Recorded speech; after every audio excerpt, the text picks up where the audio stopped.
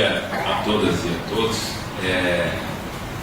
Para mim, de um modo muito sincero, eu digo que é uma grata satisfação participar desse evento da CRIMESC, do Empório do Direito, e quero cumprimentar os organizadores, na pessoa da doutora Camila, que preside essa mesa, e quero, nessa madrugada, né, porque o sábado a essa hora é praticamente madrugada, né, é um trabalho insalubre, né, e isso acaba colocando por terra aquela famosa e desagradável frase de que o advogado não acorda cedo, né? Isso é a prova de que, né, está todo mundo aqui, né, aquela infeliz declaração.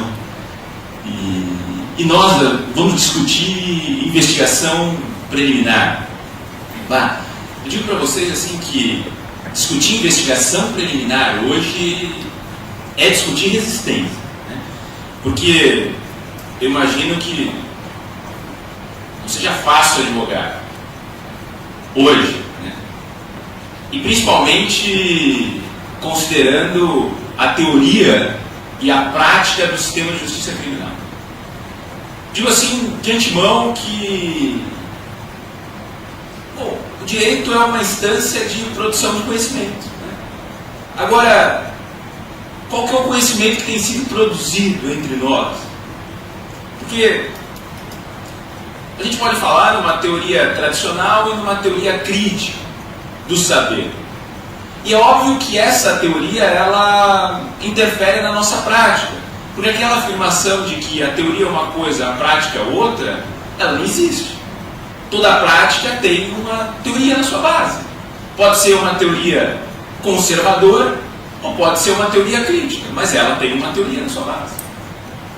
E uma teoria conservadora é aquela teoria responsável e comprometida com a manutenção do status quo. Já uma teoria crítica, vai dizer o professor Henrique Dussel, que é uma teoria que contesta os dados da realidade, né, e passa a formular utopias possíveis. O que a gente vive hoje, em termos de sistema de justiça criminal? Nós temos hoje, e é engraçado que o jurista convencional, o jurista tradicional, ele não gosta disso, dos dados da realidade. Como diz o professor Saulo de Carvalho, nós vivemos hoje num momento de reforço do dogmatismo, de distanciamento dos reais problemas da vida, e que aqueles dados empíricos, os dados concretos, não nos interessam, porque eles acabam colocando em xeque diversas categorias dogmáticas. Então, por exemplo, os dados sobre a população prisional brasileira não interessam aos juristas em geral. Aliás, eles querem justamente desconhecer desses dados. Falar em 620 mil presos no Brasil. E veja, isso é informativo penitenciário de dezembro de 2014. Que tipo de Estado é esse, né? E que democracia, que Estado de Direito é este em que a gente não sabe sequer hoje quantos são os presos no Brasil. Hoje. O último informativo penitenciário é de dezembro de 2014. 620 mil presos. Isso sem considerarmos 130 mil presos domiciliares. Isso sem falarmos em 337 mil mandados de prisão em aberto. Esse é o dado da realidade. Agora, a nossa teoria e a nossa prática tem levado em consideração esse dado da realidade? Por muitos não. Aliás, veja uma coisa bastante simples, né? Quantos de nós, durante o curso de graduação em Direito, tivemos alguma noção de pesquisa empírica? Que jurista que faz pesquisa empírica? Nós nem aprendemos a fazer isso. O jurista nem gosta disso. Por quê? Porque, como diz a professora Vera Andrade, a dogmática tradicional ela serve para legitimar o sistema. E a pesquisa empírica, ela coloca em xeque determinadas categorias. Um exemplo clássico ao qual eu sempre me refiro: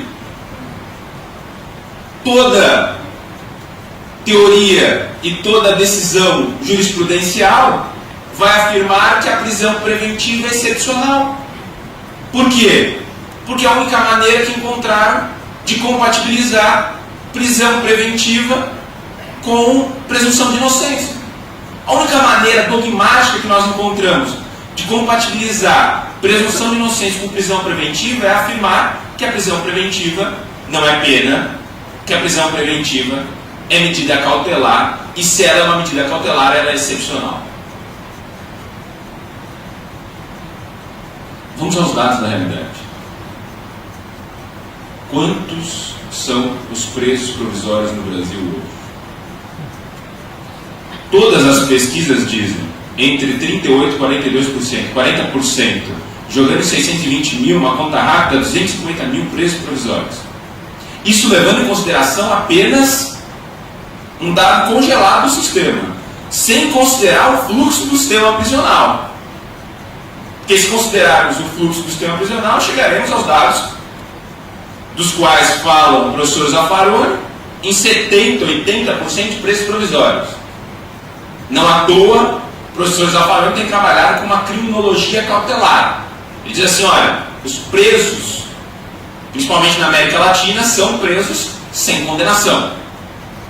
São presos em relação aos quais o Estado em nenhum momento disse que eles são culpados. São presos durante a investigação, são presos durante o processo, mas não há um decreto condenatório definitivo. Esse é o dado da realidade. Esse dado da realidade põe por terra o que você encontra no manual mais simples, sabe, do resumo simplificado que encontra lá na banca de jornal, até o maior tratado de direito processual penal que vai falar da excepcionalidade da prisão provisória no Brasil. Isso, como diria o Padre Quevedo, né? Não existe, né? Isso não é realidade.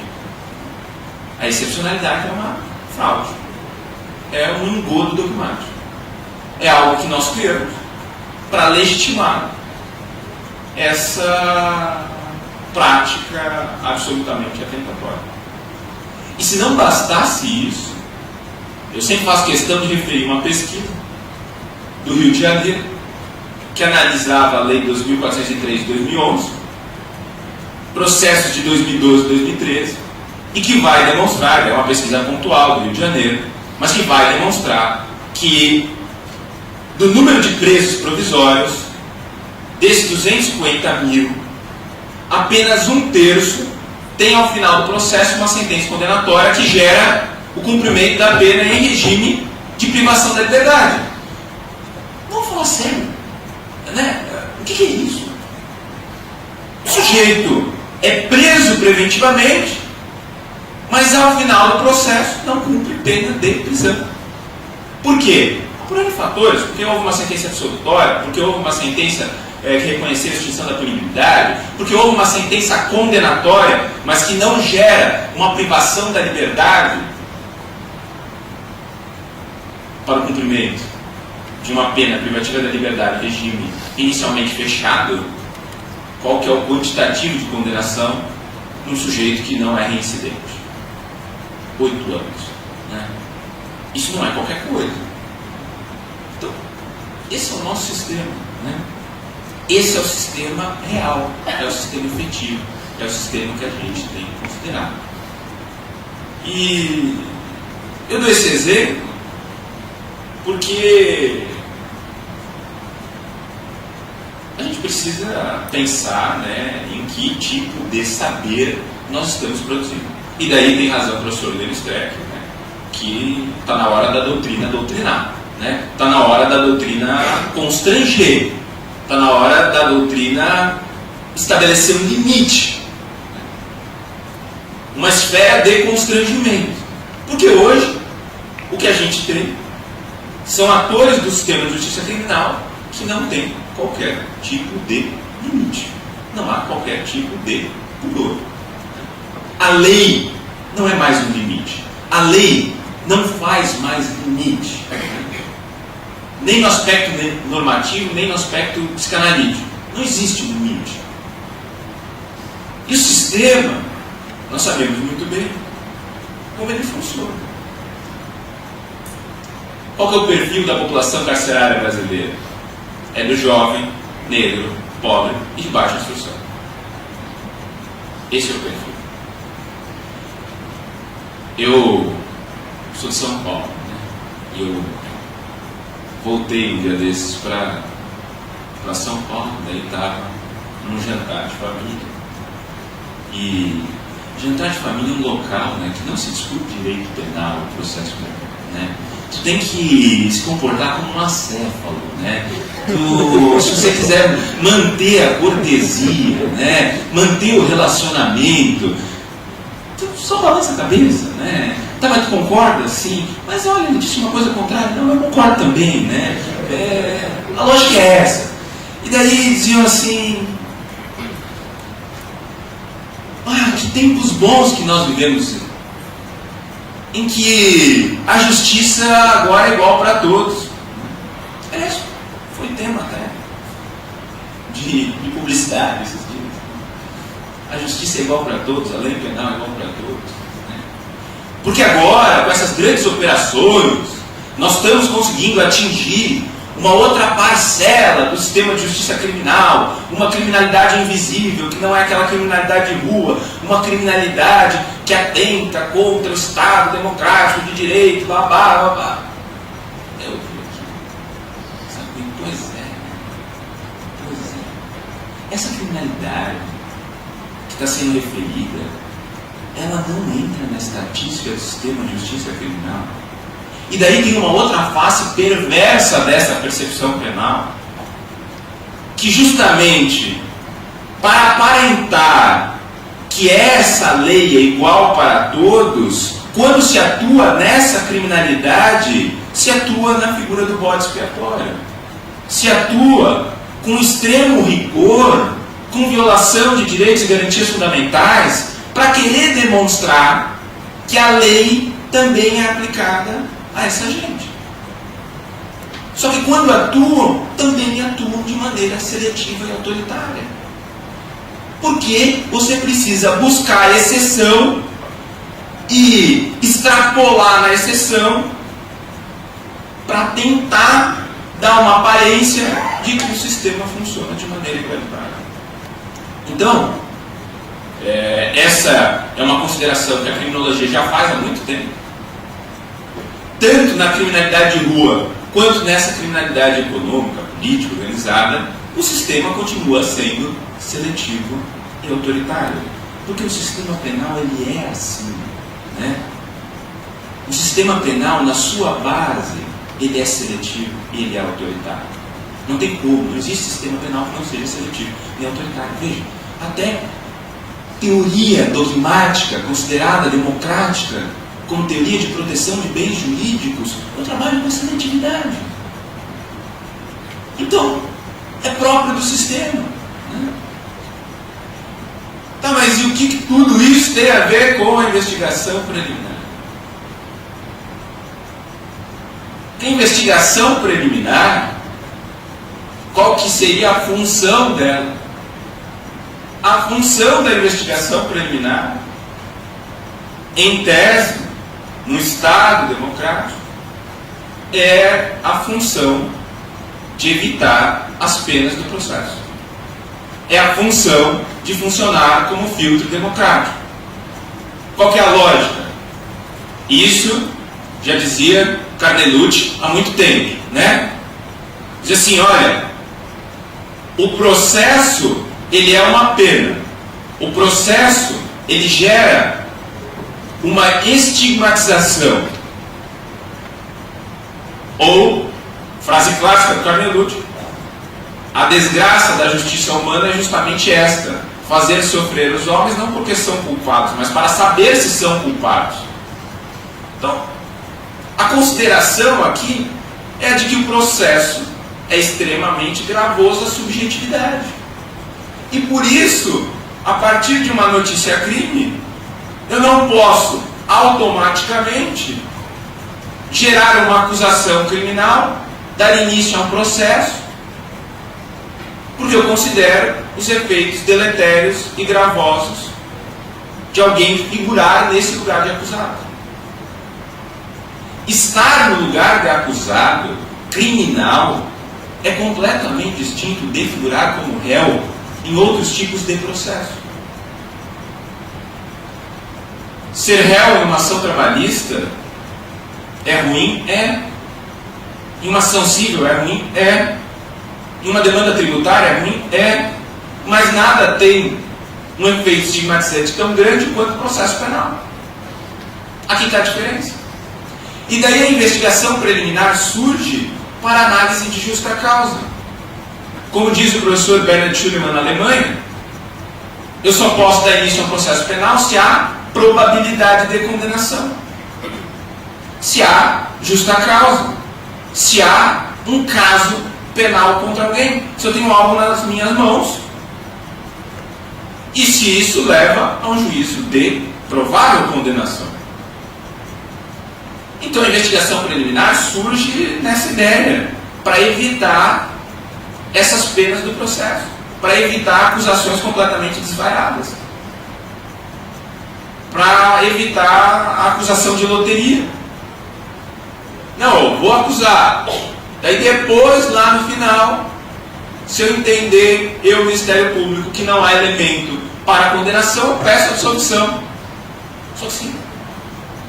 A gente sabe que a sentença absolutória é a sentença com menor grau de confiabilidade social. A sentença absolutória é aquela com menor crédito social. Há um grau de desconfiança absoluto em relação à sentença absolutória, por uma coisa lógica. Você tem uma demanda por punição muito grande, você traz alguém como acusado criminal, então você oferece aquele sujeito como um bode para expiar toda a nossa culpa, e ao final do processo diz, não, na verdade, não há motivo para condenação. Pô, isso daqui é extremamente frustrante. Né? Ela, me perdoem a expressão um pouco técnica, né? Mas ela é uma decisão broxante. Né? Assim, não gera confiabilidade social. Por isso que vários autores comprometidos com uma teoria processual penal crítica vão afirmar que a decisão mais importante do processo é a decisão de recebimento ou rejeição da denúncia ou queixa. Análise da justa causa é o primeiro controle que se faz a respeito da legalidade processual penal, no caso concreto. Agora, como é que os juízes de primeiro grau, de maneira geral, realizam esse juízo de admissibilidade? Isso daqui não é nem decisão, isso daqui é despacho, né? Isso daqui funcionou quase como um ato meramente ordinatório. Agora, há um parênteses, né? Veja a diferença quando o Supremo, nos casos, ou melhor, em alguns casos de foro especial por prerrogativa de função, vai admitir uma denúncia em uma ação penal originária. Veja o cuidado que o Supremo tem para analisar a justa causa. O mesmo Supremo que vai afirmar que não é necessária uma fundamentação tão considerável na análise pelo juiz de primeiro grau. Uma coisa completamente bipolar, não dá para entender. Né? Ou melhor, dá para entender, mas não é a dogmática tradicional que vai explicar isso. E nessa linha da investigação preliminar, ou na investigação preliminar, como a investigação criminal, como um meio para a gente evitar essas penas do processo, que talvez, que para mim particularmente, seria a única função da investigação preliminar.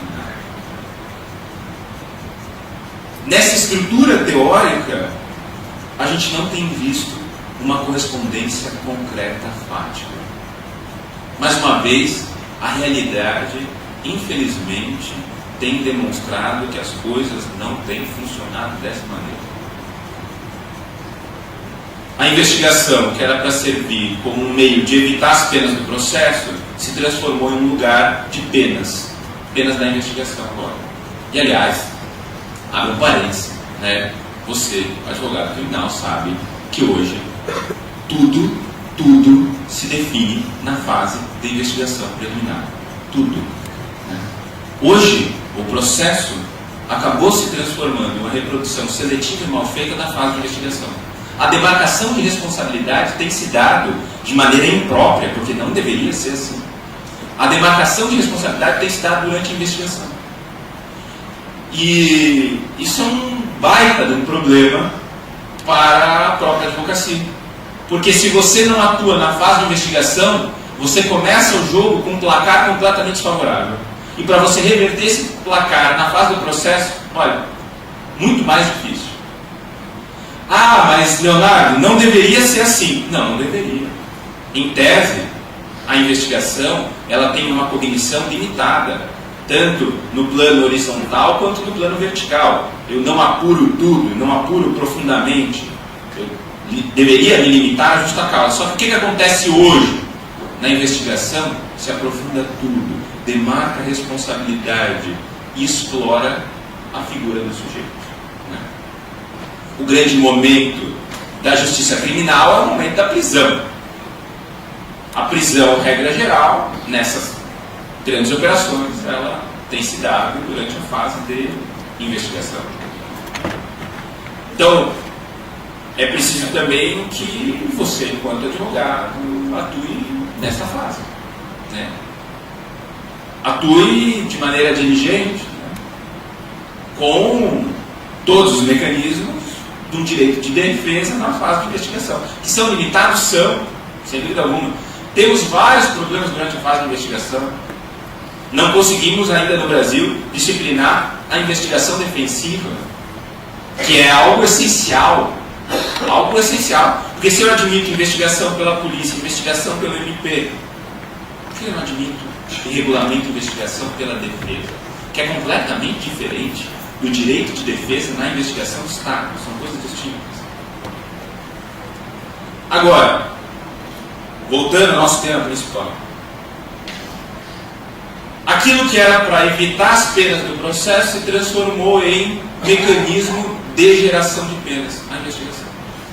E eu tenho trabalhado com essa ideia e tenho tentado pensar quais são os dispositivos que têm funcionado na investigação e que podem propiciar ou potencializar essas penas. Um primeiro dispositivo, uma primeira categoria que eu queria expor para vocês. É aquela velha pretensão de busca da verdade. A investigação, quando ela se dirige, quando ela se compromete com a ideia de busca da verdade, e aqui de a verdade, né? A verdade como correspondência absoluta, aquilo que alguns a gente acha que está superado, mas não está, aquela história de verdade real. Quando a investigação ela se compromete com isso, ela é tendencialmente e, na verdade, concretamente abusiva. Porque, historicamente, todos os modelos de persecução, desde a Inquisição da Igreja, até o sistema de justiça criminal, em todo momento que eu busquei a verdade, eu cometi abuso. Porque nessa busca da verdade, qual que era, ou qual sempre foi o grande instrumento de prova? Qual que sempre foi o meu grau máximo probatório? A confissão. E para atingir a confissão, eu admito a tortura. Regulamento a tortura. Ah, mas o que isso tem a ver com 2017? Bom, eu diria que há mais semelhanças do que diferenças.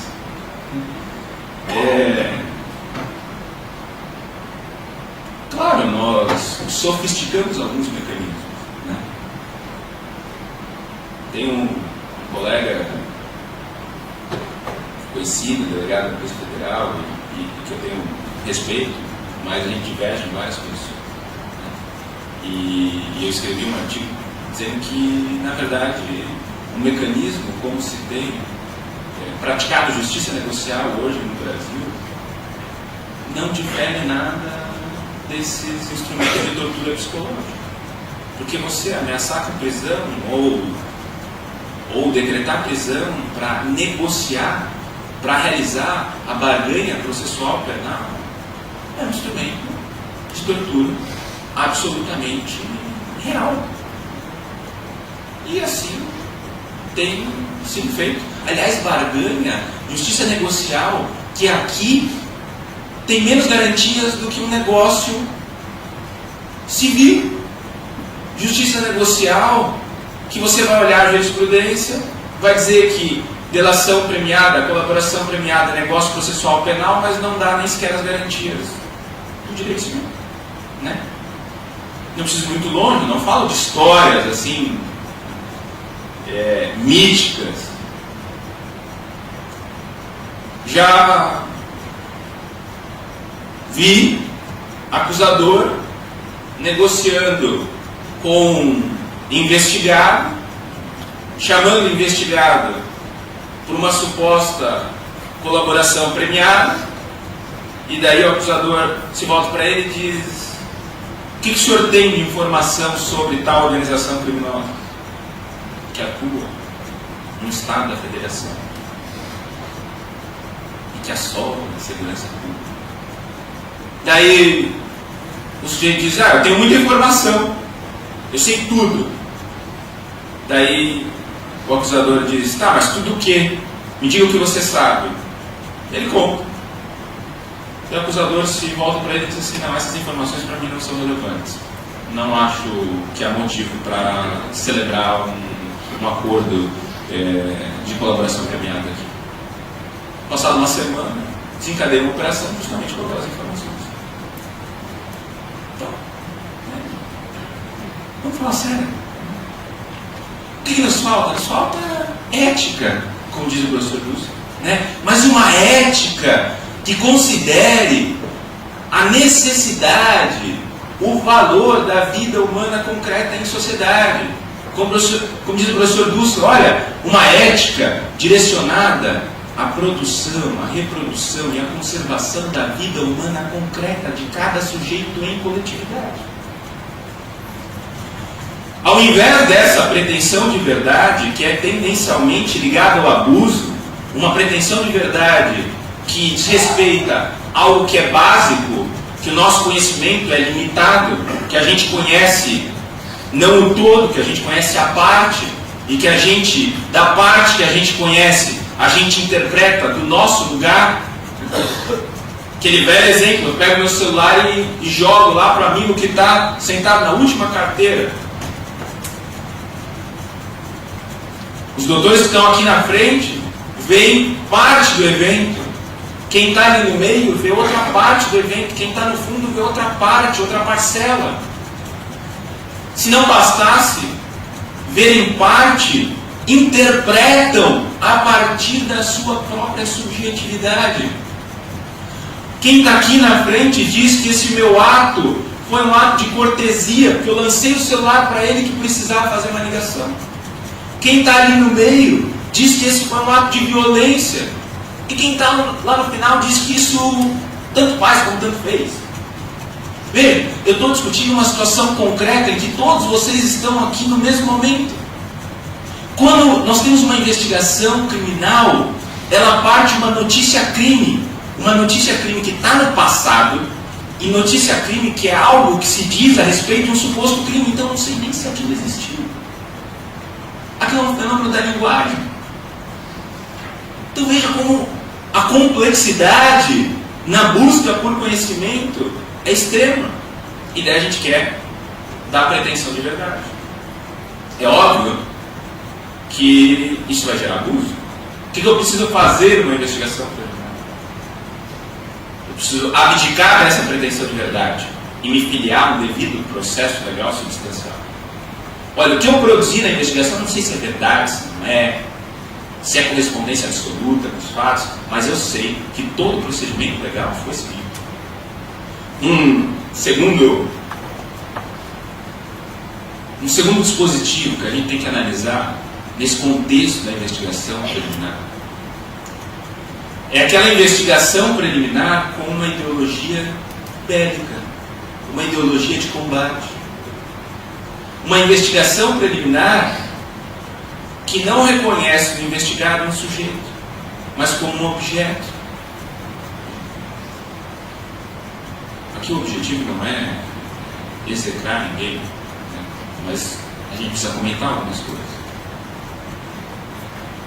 A situação que tem ocorrido no Rio de Janeiro, em que se utiliza das Forças Armadas para segurança pública interna, situação em que o judiciário carioca concede mandados de busca e apreensão coletivos. Veja, é um judiciário concedendo mandado de busca e apreensão coletivo, cumprido pela Polícia Civil, Polícia Federal, Exército, nas chamadas operações de garantia da lei e da ordem.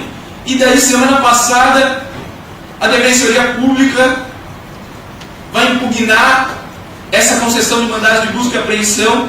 Um Tribunal de Justiça, um desembargador em regime de plantão diz: realmente, a Defensoria tem razão, mandado de busca e apreensão coletivo não vale.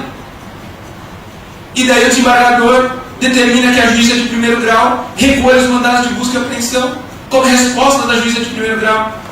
Excelência, os mandados já foram direcionados aos órgãos de segurança pública. Eu não tenho mais como recolhê-los. Isso é golpe, isso é doping, né? Não tem outro nome, né? É a mesma coisa que se faz quando se cria a vara especializada. Para que se cria a vara especializada? De combate a não sei o que, de apuração de não sei o que, com um juízo específico que se tem uma determinada ideologia. Isso é burla do juízo natural. Porque todo mundo sabe que em determinada comarca, quando eram distribuídas as representações para as diferentes varas criminais, existiam alguns juízes que não deferiam alguns pedidos. Qual que é a saída mágica? Vamos criar uma vara especializada e vai ser com o juiz A, porque todos os pedidos vão ser direcionados a ele. E sem falar que em grandes operações, através de instrumentos de conexão e continência, que só aqui, conexão e continência, são causas de prevenção, são causas de firmação antecipada do juízo. Eu posso ter uma operação no estado inteiro que se inicia com um fato concreto em uma determinada comarca. Isso é uma desconsideração básica do critério de alteridade, né? Alteridade, que já dizia Levinas, alteridade é reconhecer que o outro é diferente de mim, mas ele é indispensável à minha própria existência.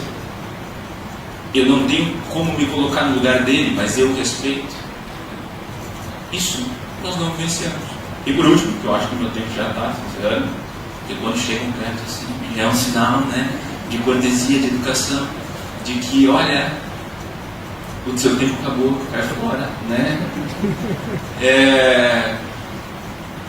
Então, antes, eu só quero ler uma decisão que eu recebi, às vezes do aula, na pós-graduação, falo umas coisas, os alunos me mandam umas decisões de alguns estados, né? Essa história, né, de garantia da ordem pública, que é utilizada para a decretação de prisões preventivas, a gente sabe que é absolutamente inconstitucional, não tem cautelaridade nenhuma, mas é o único mecanismo que o pessoal utiliza quando quer decretar prisão e não há motivo. Por quê? Porque conveniência da instituição criminal tem que comprovar, porque a aplicação da lei penal é difícil de comprovar. Agora, a garantia da ordem pública cabe qualquer coisa. Credibilidade do Poder Judiciário, credibilidade da polícia, né? Isso daí é qualquer coisa. Tem gente que afirma que garantia da ordem pública pode servir para proteger o próprio investigado em caso de grande comoção social. É gente que nunca pisou no sistema de justiça criminal, né? É gente que não sabe sequer o cheiro de um estabelecimento prisional. Olha, esse acórdão de um tribunal de justiça desse país, os embargadores dizem assim: olha, os requisitos para a prisão preventiva são tais. No caso em tela, ausentes ambos os requisitos, pois não evidenciado de plano o fumus boni iuris, tendo em vista a fase prematura do caso, bem como o perigo in mora, a justificar a decretação da medida excepcional. Ou seja, não cabe prisão. No entanto, deve ser mantida a prisão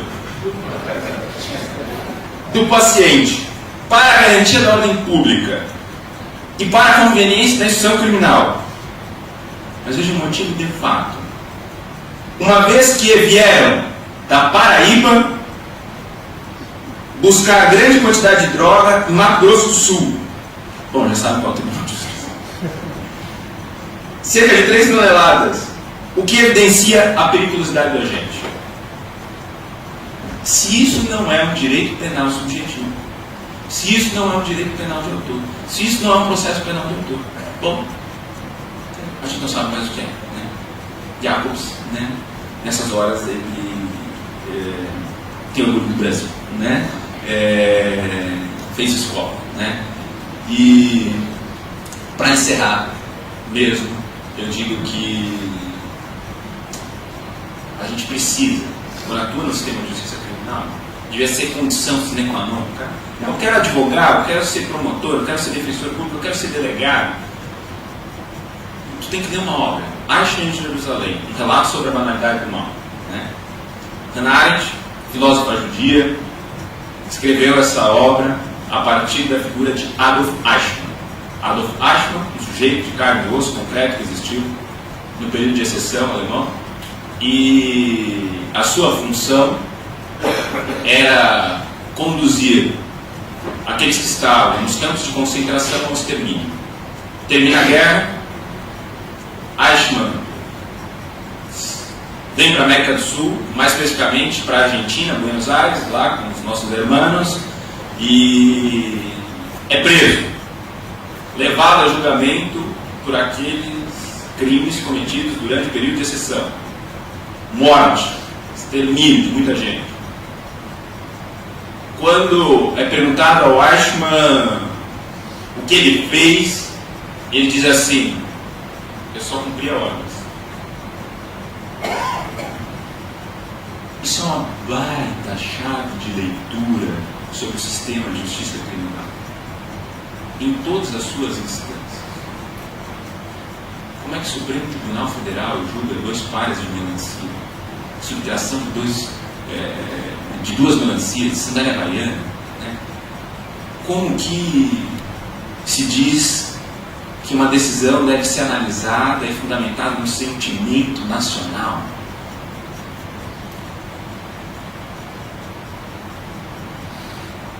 Tinha um juiz em Joinville que, quando foi implementada a audiência de custódia, ele disse assim que ele queria que fosse instalado um chuveiro na delegacia.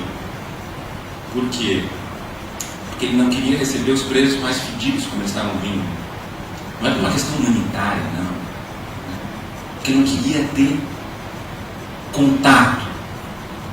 Por que vários juízes não gostam de audiência de custódia? Porque aqui é o que diz Levinas, é a ética face a face. Tu tem que ter contato pessoal, tu tem que informar o sujeito da tua decisão e se responsabilizar por ela. Isso eu não quero ver os efeitos da minha decisão. Eu não quero saber as consequências, o resultado disso. Então, se o que se discute hoje é justamente um tempo de resistência, nada melhor do que a figura do Eichmann para demonstrar essa urgência, essa necessidade de a gente resgatar obviedades democráticas, como diz Bertolt Brecht, né? São tempos em que é necessário defender o órfão, defender devido processo legal, juiz natural, né? Esse tipo de coisa. Ou, em suma, estabelecer um nível de resistência crítica. Obrigado pela tua paciência comigo.